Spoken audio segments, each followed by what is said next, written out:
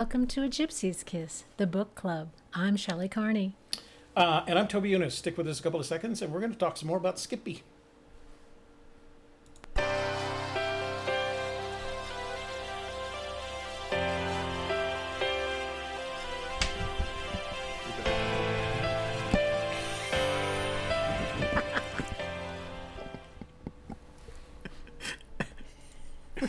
not supposed to talk while that stuff's going on. Yeah. But now we're back, and things have gone out. Notifications are out, so yay. What else? Housekeeping. There you Okay, go. well, I gotta get my knock thing going. Did I Why create am I an behind issue here? I guess we were surprised that 1 o'clock in the afternoon came so quickly. Let's see. All right. There.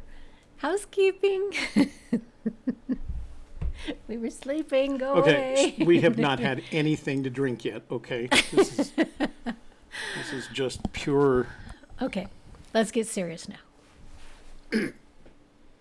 We would like to thank our moderators, Jimmy Fast, Joel Lewicki, Jason Eunice, and Brian Eagle. And if you would like to be a moderator and help to keep our chat room positive and fun, please give us a shout out on email at agypsieskiss@gmail.com and let us know you would like to be a moderator too. And we'll send you the qualifications that you would need to follow in order to do that. So we'd appreciate anybody who's interested in becoming a moderator. Today's presentation will be followed by Q&A related mostly to the chapter and the book. But you know us, we have a hard time not answering any question. Right. And now, let's see, what's that? Oh, that's today, 1 p.m., Thursday, May 24th, Forrest Fenn Memoirs Book Club, Thrill of the Chase, Chapter 13, The Long Ride Home. Again, another chapter about Skippy and Forrest. He never talked about June like he does about Skippy. He talks more about the men in his life. He talks about his father and his brother and Eric Sloan more than he does about his mother and his sister. Yeah. He's comfortable around men. Well, not that he doesn't fancy women, and I know he appreciates women. Okay, so a couple of things. Number one, we're drinking an Alamos Malbec, an Argentinian Malbec from 2016. Very nice wine. And what are we toasting today? I don't know. What do you want to toast? I did the last time, the 2400. So this is to our new strategy. New strategies. Cheers.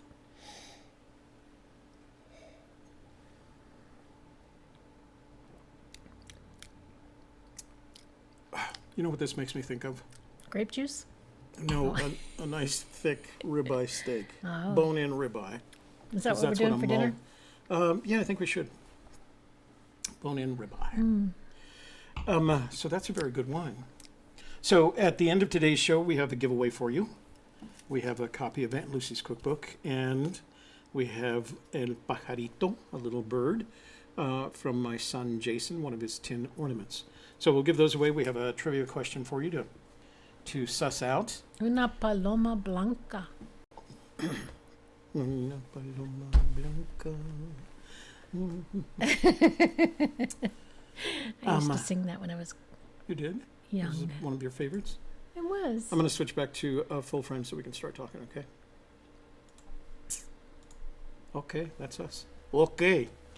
Say hello to my little friend. Hello. So we're going to be talking about chapter 13. On the right side of the book is a very handsome picture of Skippy. Very confident, he's Looking like a lumberjack. Yeah, confident looking, up in the mountains. Although that doesn't look like Yellowstone to me because those are Well, what's it say here? Somewhere in Wyoming. Wyoming. But that doesn't look like Wyoming. Those are deciduous trees, not coniferous. So he may have been in Temple at that point. But it is Skippy. It's an interesting story about the relationship between Fenn and Skippy. There is one aberration that I noted, and we'll talk about it towards the end of the show. The subtitle for this chapter, 13, The Long Ride Home, is somewhere, as Shelley pointed out, somewhere in Wyoming. It's a little bit longer than what we've been doing recently, and more interesting, and I think it established kind of the foundation for the relationship between Fenn and his brother in the future. So I was impressed with it. I thought it was a really good chapter. Giveaways, wine. I think I've got everything. Let me transition. Did you want to say anything else about the picture of the postmark? No. Before we start in? No, I didn't find anything that substantive in it. Okay, All right. I'm ready. I check the You chat may room, make sure begin. we got some. Once again, this got Joel is Lewicki's the Thrill of the Chase, Chapter 13, The Long Ride Home, on pages 54 through 57.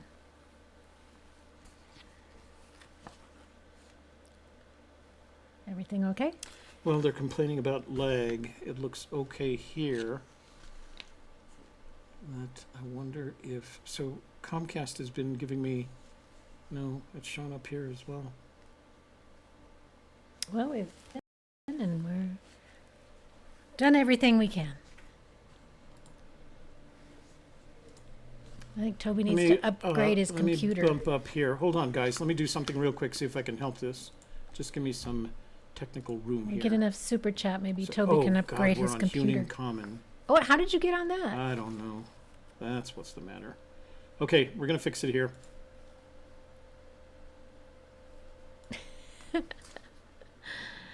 It was on the wrong. So we were on our, so give it just a Server. second. We were on the apartment complex wireless. I've switched over, so Yeah. I don't know if we should start over. No, it's okay. It's showing green on our side, so we should be okay from this point forward. Sorry for that. That was my fault for not recognizing that we were on Crazy thing. apartment complex wireless. I still say Toby needs to upgrade his computer. Anyway, you ready to start? You need to, if you want me to upgrade the computer, we got to make some more money We here. gotta have super chat. Super chat. Super jet.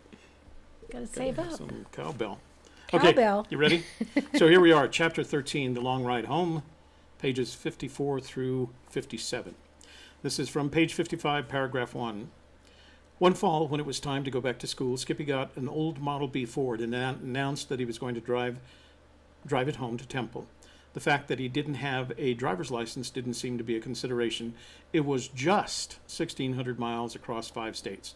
Father said he couldn't go by himself, so I volunteered to go along and ride shotgun. That surprised everyone, including me and Skippy. Well, I just wanted to point out that it's a Model B Ford with a capital B. Capital B. Like in Brown. Oh, I see. Okay, like Brown in the poem. Okay. You'd think I'd be able to get Is stuff that like that by now. perhaps a hint? Yeah. I don't know. When Forrest's father said Skippy couldn't drive home alone and Forrest volunteered to go with him, it surprised everybody. That must mean that the two brothers didn't get along well together as boys. However, Forrest didn't want Skippy's adventure to be cut short by lack of participation, even if he was the one who had to participate to make it happen. That was nice of you. Yeah, and boys, especially when they're that close to one another by 2 years, there's always going to be conflict. It's just the nature of boys. I had the same conflict with my brothers. So, not that this means anything.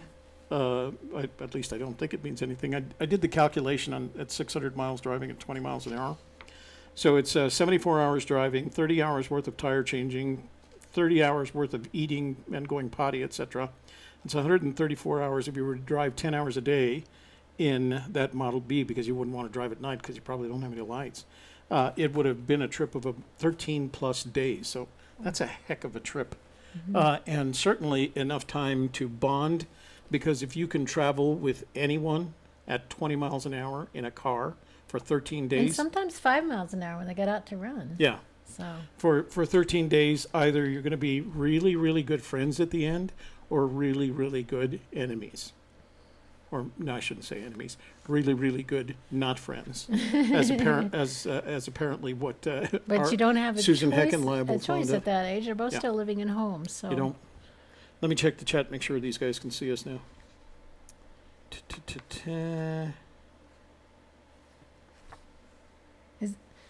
Okay, yeah, okay. I was surprised of the spelling of Shoshone. I thought it had an E there.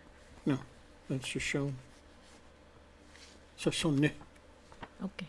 Okay. You ready? But I thought if you looked at a map, it was an E.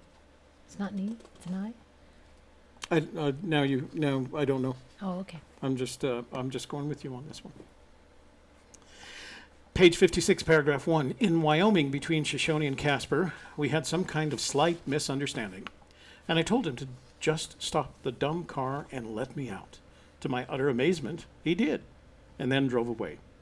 It was a long, straight stretch of road with no cars or people around anywhere.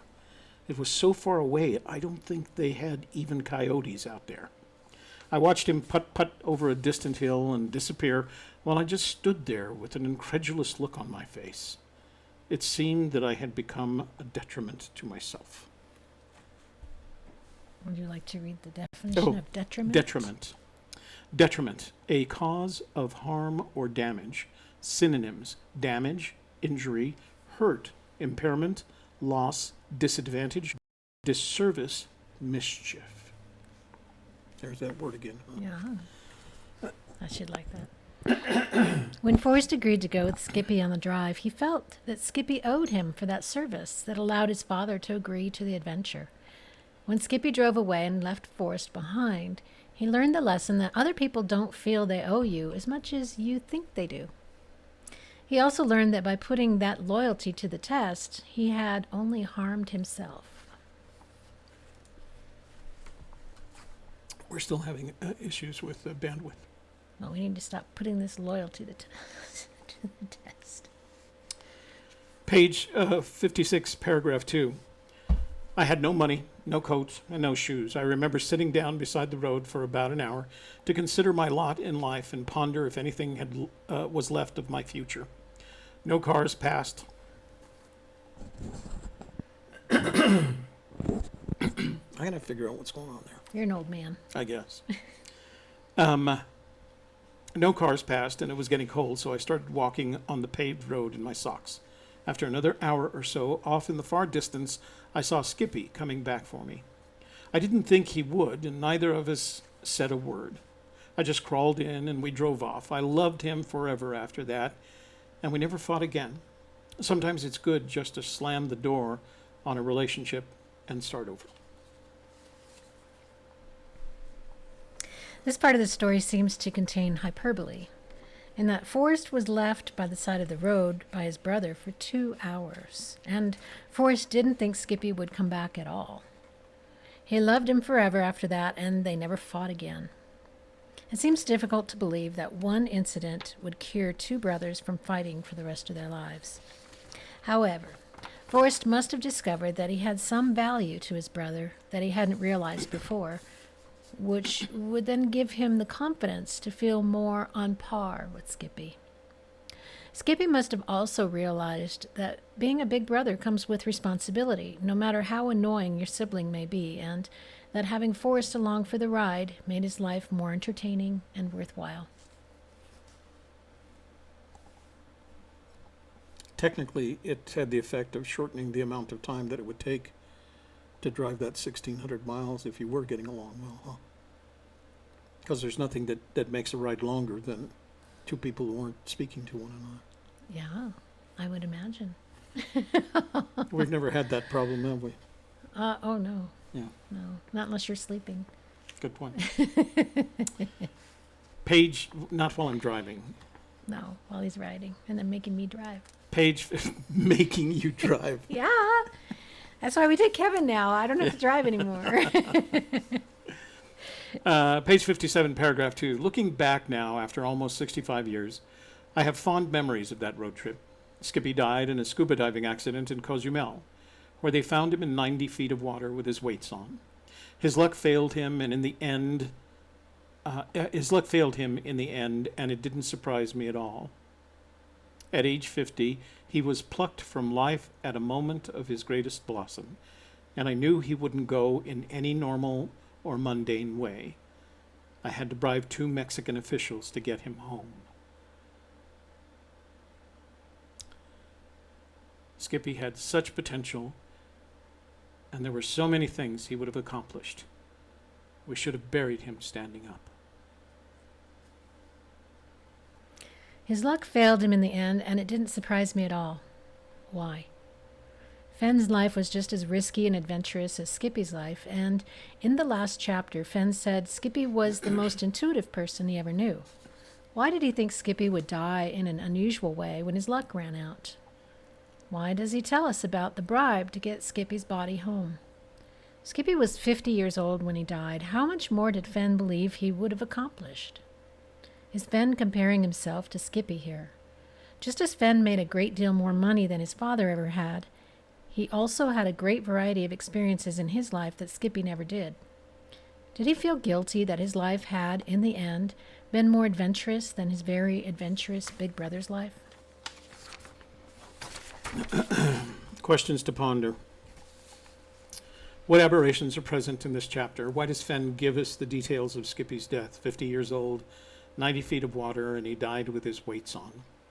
Why does he suggest that he should have been buried standing up? And those to us were the indication of an aberration. I think I've mentioned to you guys in the past that my perception, our perception, of an aberration is the point in Fenn's storytelling of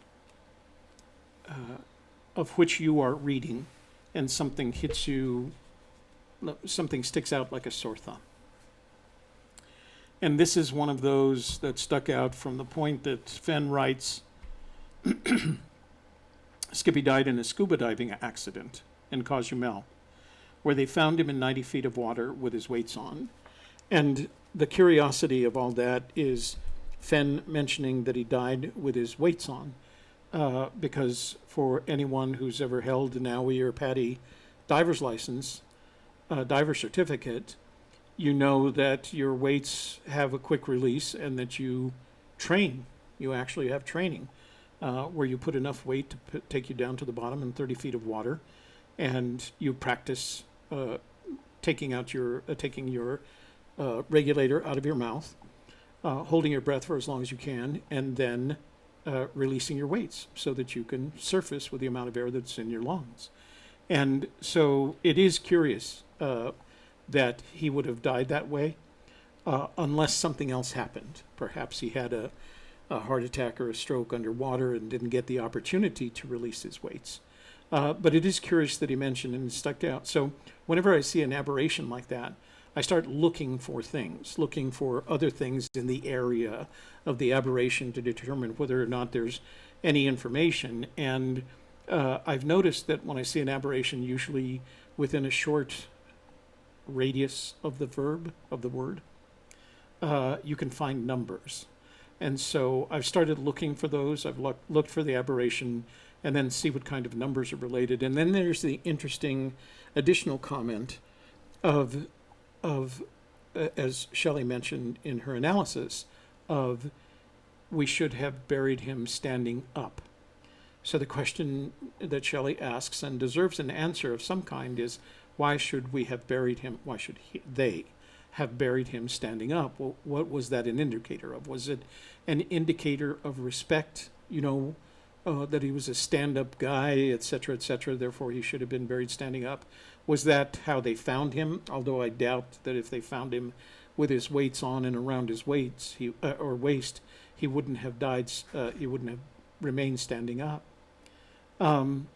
So I don't know. It's one of those things that you have to incorporate into your thinking, because it's definitely aberrational, and there's definitely numbers, and there's definitely indicators of direction. And so those are the things that I find in the aberrations that I look for. As I said earlier, an aberration to me is something that just sticks out like a sore thumb. Up until that point, the story had been one of grace and relationship and I guess I could use the phrase brotherly love, and then suddenly we're focused on Skippy's death. Now, that could just very well be a sign of respect for him, but I think you could have told this story without adding that part of the story, that he had passed, that he was doing what he loved when he died. So the question one has to ask is, what else? What else is there? What did we miss with the rest of that bit of aberration? And I guess that's my advice to you. My advice to you is learn how to release your weight belts. No, I'm just kidding. My advice to you is, when you're reading through The Thrill of the Chase, as Fenn suggests, read the book. Read the poem a bunch of times, go back and read the book more, and you're struck by the olive jar story or the Captain Kidd story, which stick out of the rest of the chapter like a sore thumb. Then take note and start looking in a short radius, if you will, of that aberration, and see what other things you can find that might work to help you improve the integrity and the credibility, if you will, of your solutions. I had a discussion in the comments yesterday, and someone suggested that by reducing our search area to a radius of 3 miles, that we were limiting our options. And in our opinion, that's the purpose here. The purpose of doing all of this work is to limit your options, to reduce your options eventually to one, and that one option is open the box. So everything you do, everything you consider, every moment that you spend in time and research should be about reducing your options, not increasing your options. That's why we only do one recon at a time. And when that one has been completely eliminated, then we go on to the next. So we think it's all about reducing options, not increasing them. Okay. Yeah, and you can kind of take that. I was like, okay, why did he include this part about bribing Mexican officials to get the body back? Mexican, okay? Mexican, New Mexico, Spanish. So maybe there's something in there as well. Otherwise, why talk about it? Yeah, exactly. You could have finished that story. You could have finished that chapter in a more less morbid way. Yeah. Okay. He could have just had a fond memory and not a criticism of the book. No. It's just aberration. Aberration. Yeah. Okay. Are you ready to go over to chat? I'm ready. So the stream is. So guys, it isn't us. I have a cable wireless system in my house. So I wish I like to think it's better, although it looked like it's normalized since that first big one when we discovered we were on Huning Castle. Oops. Let's see. So let's do this. So we're going to start our chat, and please keep in mind that if you'd like to contribute to our project and keep us moving along, that one of the ways we get to earn money on YouTube is via something called Super Chat. Super Chat can be found at the bottom of the chat window. You'll see a $ symbol. If you click on that, you'll be able to contribute to our project with whatever amount you care to contribute. We ask that you take the time to ask a question, because what happens in front of us when we see the Super Chat is it highlights your investment in our project, and it raises it right to the top of our chat queue. So if you have a question, that would be a good time to get it answered, although Shelley and I work really, really hard to answer as many questions from the chat room as we can, as long as they don't ask me to think about something. Don't ask me to think about something, because... Or your thoughts. Yeah, that's what I mean. Your thoughts, because he'll just say, I don't have any thoughts, thanks. Anything is possible, right? So we like those questions that really do cause me to think, because those cause me to think, and from that comes the process of new ideas. Okay, so I'm going to transition for you over to... Oh, I already did. There we are. Oh, hi. I didn't do the Super Chat thing. Sorry. That's what I was missing. I did it on here. Yeah, we just did. No, I did it on there. Oh, you mean you didn't put but it I on didn't the screen? didn't put it on the screen. Okay. Let's see. Wow. I will take you over to the super chat Don't window make Toby think. nonetheless. Because this is Okay. what happens. Let me show you. This is what it would have looked like if you had seen this line. That's how, when I did, there we go. Then we do it again. Super chat. Super chat. Okay. I didn't expect it was going to be this kind of day today for some reason. I thought we were going to be fine. And We are fine. All right. We're mighty fine. we're mighty fine. Okay, you ready? We are ready. All right, let's go to super chat. Super chat. Wow, look at all the cheetah chats. Okay, let's say hello to everybody in the room today. William Ortiz, Cindy Guest, Jimmy Fast, Dave Erickson, Tammy Mattis, J.L. from Bismarck, Journeyman from Missouri, Joel Lewicki from Minnesota, headed out for Crocs on the ground later today. Very good. Good. Best wishes to Joel for safe travels and lots of luck. Holy Schmoly is here. Eric Schmidt, thanking the moderators. Absolutely. Deborah Jensen from Nolens. Gary Sandberg from Seattle. Susan Heckenleibel, RF Hecky. Hello, everyone from southern Minnesota. Paul Ammons from League City, Texas. Bill Cross, also from Texas. And, JL is also going boots on the ground tomorrow. Dang. Congratulations, everybody. Make sure you're safe. Take pictures. And take pictures. Yeah, take pictures so that you can share us with them when you get back, especially if you find the treasure. Yes, stay safe. We'll post them. Lori James from sunny Colorado. Beautiful Colorado. R.F. Hecky, Joel Lewicki, cheers, safe travels, and good luck. That's right. H. Purd, or H.P. Erd, I'm not sure. From Maryland, hello.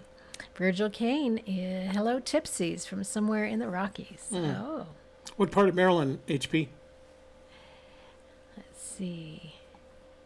New strategy, please share, says Eric Schmidt. To our cheers. It would bore you to no end, guys. It's a marketing branding strategy as opposed to a another search Keep an eye solution. So, on the blog at gypsieskiss.com for more information on that. Yeah. Dave Davio from Grass Valley, the Tipsy's Kiss. We are, and apparently we've had that kind of day, honestly. So. Scrolling up to Dave Erickson. Blaze Gazer from Frankenmuth, Michigan. Blaze Gazer has his own YouTube channel, but Blaze Gazer, I noticed that it hasn't been updated in a while, and we're all waiting for your next video. So. Well, I think after he visits Montana on Oh, Sunday, there you go. There you go. then he'll have a new one. Yeah. Phil is here. He says lag. Yeah, lag. We had some lag experience, Phil. Lagging and lugging and buffering and Toby switched to Verizon. Eric Schmidt. This Toby, is pay not your good. bill. Hey, give us some Super Chat so Toby can pay his bill. There you go. Yay. Okay. Hey, Robert Walker. Good to see you. Gary Sandberg, warm waters have halted. Oh. Hey, Jimmy Fast. Okay. Hi there. How are you doing? Jimmy Fast, yeah. Little bird, little bird, little bird, little bird. That's what you get when you get the answer right. Bill Kaiser. Must be some heavy loads on the server. Denise Bagley's here with a flower. Watching Baywatch in slow motion. Dr. Brown. He's dragging in West You need to Virginia. bounce. Remember that Baywatch opening where the ladies were running down the beach in slow-mo? Dr. Brown's visiting and working in West Virginia right now. Oh, He's actually from Colorado. Oh, and now it's better. Mr. Greeley. Hello, Toby. Has anyone told you that you look like Ron Rivera, Carolina Panthers coach? no, nobody has. I hope it's a compliment. You never know how these things is. No, I have never. I never have been told that. So. And now you can't say Now- that anymore. Now I'm gonna go You look. say, I've been told that once. I'm gonna go look for that. Cha-ching. Wait, one more. Got that? You went up one too many. I did. One, just one. Oh, I can't find that. There we go. There. Okay. More bandwidth. Forget the apartment We look like we're fine. Yeah, the apartment's bandwidth isn't as good as mine. Jimmy Fast is just yelling. Lots of references to no money in this chapter. That is true. Forrest said that when they went out on their trip, they didn't have much money. They had to scrounge for tires because it was during the war and tires were hard to come by. And he was worried once Skippy left him that he didn't have any money or any coat or shoes either.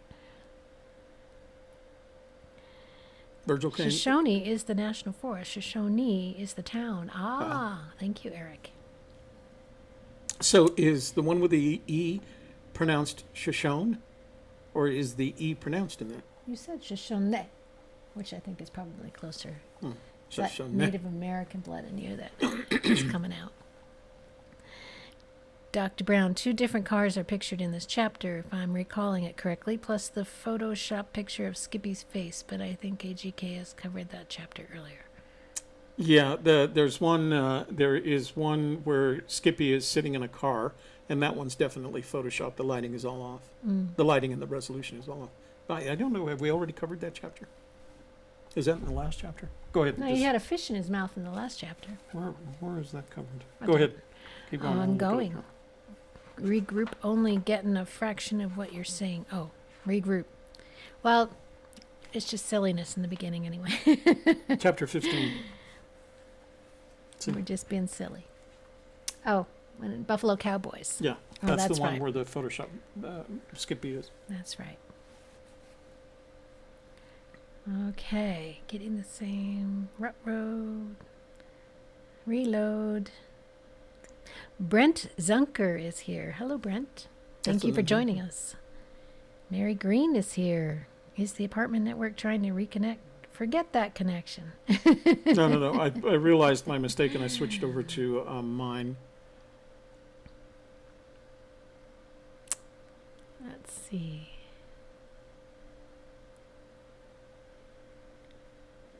Well, at least you have each other when we disappear.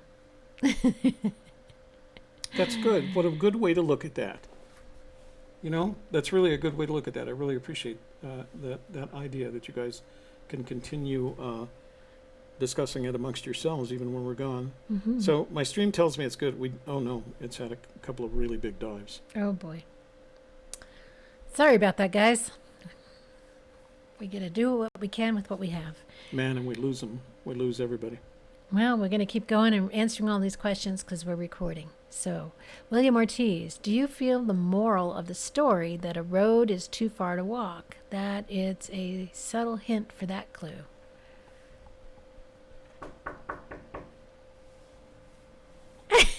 You're gonna have to handle that. Well, I think that Toby and I are right now kind of stuck on what happened. What's that about? Who's that? Is that Sean dropped off some stuff. What's going on? I have no idea. Internet's going crazy. All right. So Toby's daughter Sean just dropped off some more prizes for us to give away. So those of you who are stalwart and loyal and stay to the end will have a chance to win a prize today, a really great prize, because this is, putting your loyalty to the test here. Toby and I right now are looking at too far to walk is not being so much a distance in distance. We don't believe too far to walk is a measure of distance. Yeah. So Paul Ammon says the way Forrest Fenn described finding Skippy on his death, do you think that is a hint to heavy loads and water high? Well, it's possible, but what does it point to? Mm-hmm. If that is a hint, what does it tell you? I don't know. If you have an answer, let me know. Lots of questions, Shelley. Okay, Eric Schmidt, any thoughts about we should have buried him standing up and the soldiers of Mang Yang Am I saying that right? Mang Yang Pass, Vietnam. Nanyang. Those were the soldiers. That was the battle at which the French army was soundly defeated by the Vietnamese communists, and caused the French to pull out of the war. And up until that point, they had been there because both Presidents Truman and Eisenhower were. This all came out. This is a funny little story, and I could go on. All right, let me stop here. So, no, we haven't made that, to answer your question, rather than to get into history, we haven't made that connection yet. The standing up thing, we're not sure if it's part of the aberration, something that Fenn imagined, and he uses it in the past tense as a desire. We don't see any indication that there's, we believe it's part of the aberration, but we don't make that same connection. We strictly make a connection. So here's what I can tell you about the aberrations. Every time we find an aberration, there's a reference either to numbers or directions, and we think that's how that fits in there. And we can't tell you anybody else. Edward Owen, hi from Boise. That's in Idaho. Yes, it is. And he's darn close to that search area if you're looking in Yellowstone. Why did Forrest Fenn give a number? Good question. Where is that? R.F. Hecky. In the middle. Why did Forrest Fenn give a number? I don't know what you... R.F. or Susan, help us out with that question. I'm not sure I Which understand number? your Because question. there's several numbers in this chapter. Yeah. Stephen Blackburn is here from Independence, Missouri. Don't we have a friend named Stephen Blackburn here in Albuquerque? Stephen Blacksmith, never mind. Phil says maybe Fenn thinks Skippy chose to keep his weights on like his dad calling him before taking sleeping pills. You know, Phil, that is possible, but drowning as a mechanism for passing that way is a horrendously hard way to do it. Your survival instinct to the back of your brain, the reptilian part of your brain, takes over and wouldn't allow you to do that. And like I said before, it's really simple to get out of that situation. I like everyone else, when I read that chapter, I think about it, but I don't think that's it. I'm putting my money on him having suffered something, a stroke or a heart attack that resulted in the inability to drop the weights. Because if you're gonna take your own life, there's a lot quicker and less survival-induced ways to do it. I don't think so. Susan says it's the 90 feet was the number she was referring to, 90 feet. We do think the 90 has some significance. As a matter of fact, I can tell you we use it in our solution. H. Purd, not sure why he said 1,600 miles and 5 states. Because if you start from West Yellowstone, Montana, you will go through Montana, Wyoming, Colorado, New Mexico. You'll cut the corner in New Mexico and Texas. Go to Google Maps and do directions from West Yellowstone, Montana to Temple, Texas, and you'll travel through 5 states. And Eric Schmidt says Highway 20 between Shoshone and Casper is the West Yellowstone Highway. And that's the bottom, so I need to move it up. That's the one? The bottom of the screen. See, Oh. I can't read any more Okay. comments until you Well, move it up. we have very few audience members left after we keep dropping out. William Ortiz, could it be exaggerated to express meek as Skippy, and that Skippy's kryptonite is bodies of water? Too far to walk, there was a alligator in the water, and it wouldn't be wise to be in the water if you're meek. I'm glad, William, it's one of those kinds of questions that I could say anything is possible because I'm making that string of connections, I think, is really hard for me. Skippy was a diver, a professional Yeah, that's what he did for a treasure living. hunting diver, Yeah. right? Yep. So I don't look at body of water as his kryptonite. It is how he died, but Well, he did have the flight into Hebgen Lake, that kind of thing. But Yeah. again, it's a real hard connection. I look for simple connections. he needed to put the word two in somehow about the Mexican officials. The number two. Wow. There were two of them. There was Skippy and Fenn. That's also two. AGK, I had to read about the bribe several times just to make sure I was reading it correctly. Yeah. Sadly, today's book club is plagued by technical difficulties. Yeah. Indeed. Hang on. Let me look at OBS for just a second. It's green on this side. It's the interwebs. Nothing I can do about it. Yeah. If you, hope you'll come back and watch the replay. It should be better.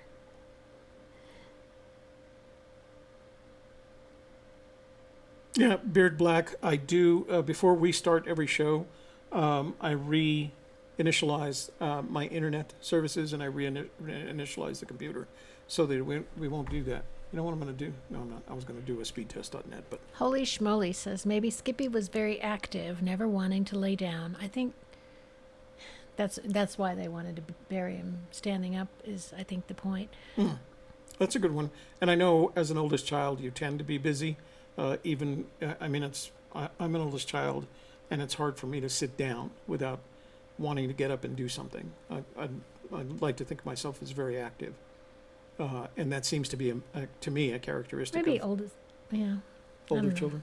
I don't know about that. No? My oldest child isn't like that, but she's a girl too, so I don't know. Maybe Skippy was ADHD. Maybe. We don't know. Anything's possible. No, Cindy, no one did win last night's prize. No? So it goes back into the prize thing. I was really surprised by that. I thought maybe I made it Not too yet difficult. then. I guess No, there's no. Once it's over, it's on. Last night. We don't want to do that. But people might watch the video that haven't watched it before. We only do this for our live chat room.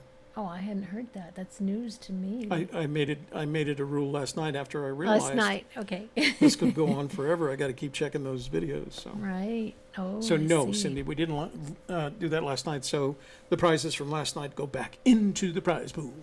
Prize pool. Prize hopper. Did burying standing up have some Native American connotation? No, Native Americans are Wayne Cook. are buried above the ground and horizontally. I mean, traditionally, even the older Native Americans were buried in holes dug for them, but certainly not standing up. They usually compressed the body into something that was small enough to fit into the hole.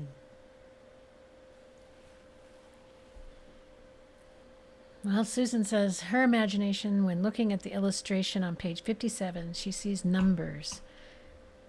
She sees a 6 followed on the ground with a 21 and 11.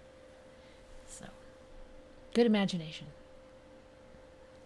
So I can't do anything about this stream. I don't know what we. We'll just finish it up. Yeah, let's just finish it up. So I am going up to William Ortiz right there. That's the. And we're actually, getting fuzzy. Oh my God! Nothing like getting fuzzy. Avon lady. No, it was Sean. With prizes for you. Do you ever announce who won the prizes? Yeah, we do. Well, we don't announce them on the programs. What we do is we tell you where to put the response to the trivia question, and then we go to that where we tell you to put it, and we announce who won it there. So we let them know that they're the winners, but we don't announce it on the show. Mr. G, is there a difference, legally speaking, if the treasure was found on a wilderness area versus a national forest? So wilderness areas are the only recommendation we can get for you. National forest. So in order of the best places to find this treasure, number one is BLM land. they're the least restrictive, then national forests, then state forests, then the rest, everything else. Wilderness areas tend to fall into their own little bailiwick, and the first thing that is dependent upon is whether it is a nationally protected wilderness area or a state protected wilderness area. And so they will have their own rules. And what you have to do is take a look at the regulations for that particular area, whether it's national or state, and determine that. Because it will say, their regulations will say things like no geocaching, no drones, no metal detecting, no treasure hunting. That you'll see it'll be very obvious in the regulations, but it's very difficult to determine because each one of them seems to have its own set of regulations, especially the difference between national and state. National forests are probably behind BLM land. Our best bet, that's what we look for. And then state forests, because a lot of the states adopt the same rules as the national institutions. So state parks generally adopt the rules of the national parks. State forests generally adopt the rules of the national forests. And then the other thing that you have to be cautious about is a lot of times you may think you're in a state forest, and this applies to Cimarron.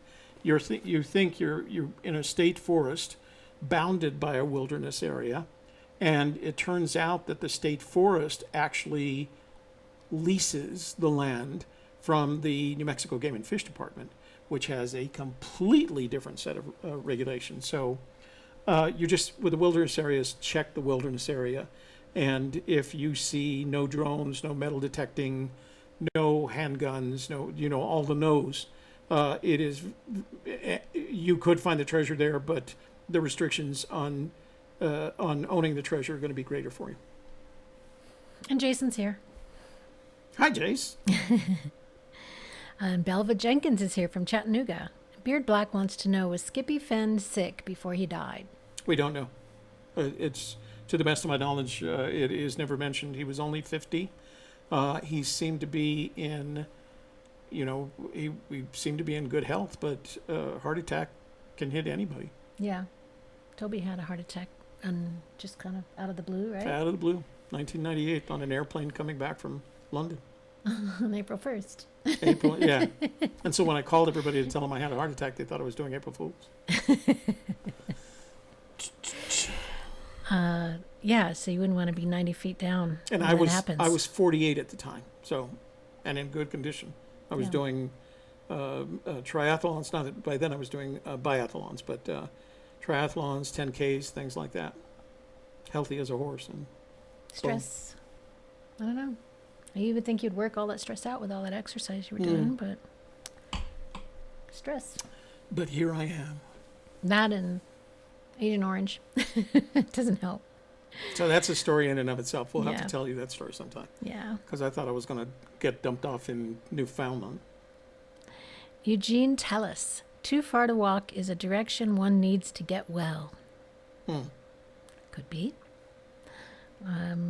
AGK from Eric Schmidt. Interesting that he mentions how old Skippy was when he died after last week's chapter where it was not mentioned. Right. Yeah, it is funny that we had to wait for another chapter, not only for the age, but a description of his death. So again, that's why it sticks out. This chapter, and that's why to us it sticks out as an aberration, because up until that point, the chapter is going swimmingly in terms of the description of his relationship with his brother, kind of the relationship that a younger brother would have with their older brother, where sometimes there was a lot of hate, and then you realize, we're on the same team here. Let's do what we can. I don't think Forrest thinks of himself as the same as Skippy. I think Skippy is a completely different personality. But I think Forrest loved and respected his brother, and I think for the most part that's what this chapter indicates. And then boom, last chapter, big aberration. I don't know where it came from.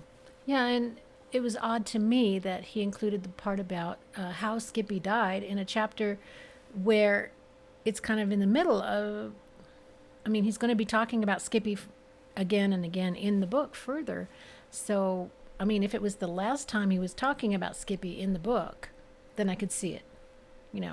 Here's how that story, ended. He died, and this is what happened. but because there's more stuff coming up about Skippy, it seems out of place.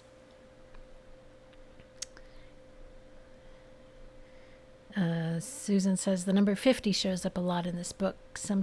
Many times seems force fit into the book. The number 50 could be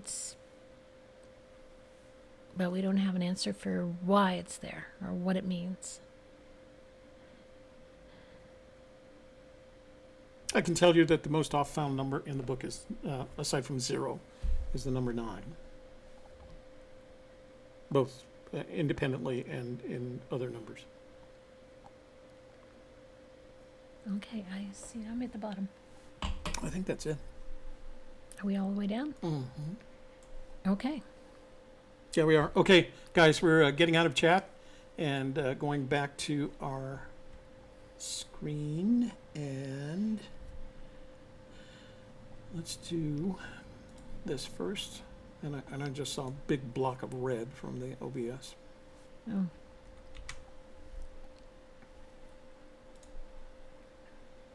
So let's do this first, and then we'll do the giveaway.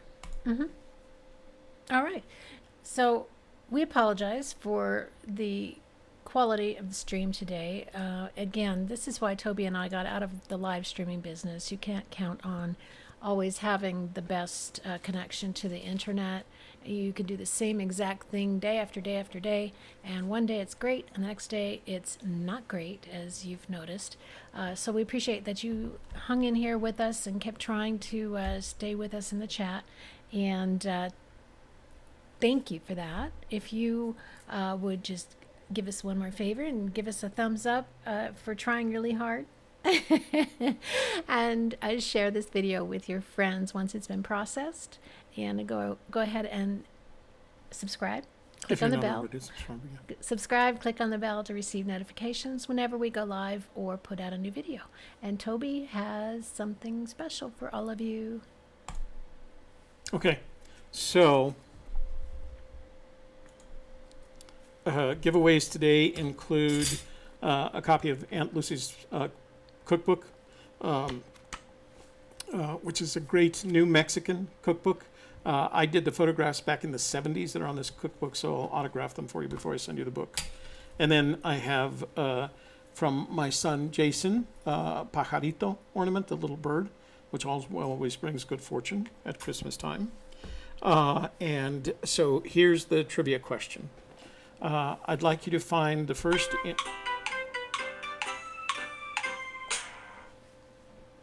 I'd like you to find the first interview that Forrest Fenn did after he announced the release of The Thrill of the Chase, and put the name of the woman who conducted the interview on the interview on our YouTube channel that I did with Dale Neitzel.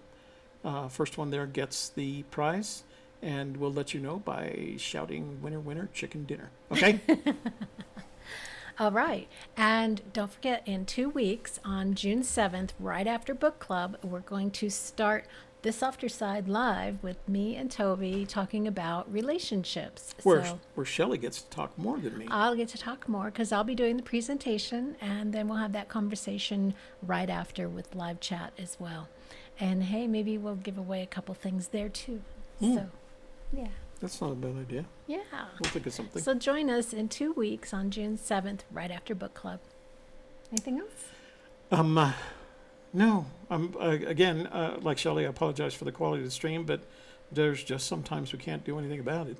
It's not, there's a point at which it doesn't become something we can control, and we're very grateful that you stuck with us, and hopefully you'll come back to see the produced version without some of these faults in it. So thanks for putting up with it. Yeah. And thank you so much for being here, for your questions and comments, and for A Gypsy's Kiss, the book club. I'm Shelley Carney. And I'm Toby Eunice. Thanks for watching. We'll look forward to seeing you next week. Bye-bye.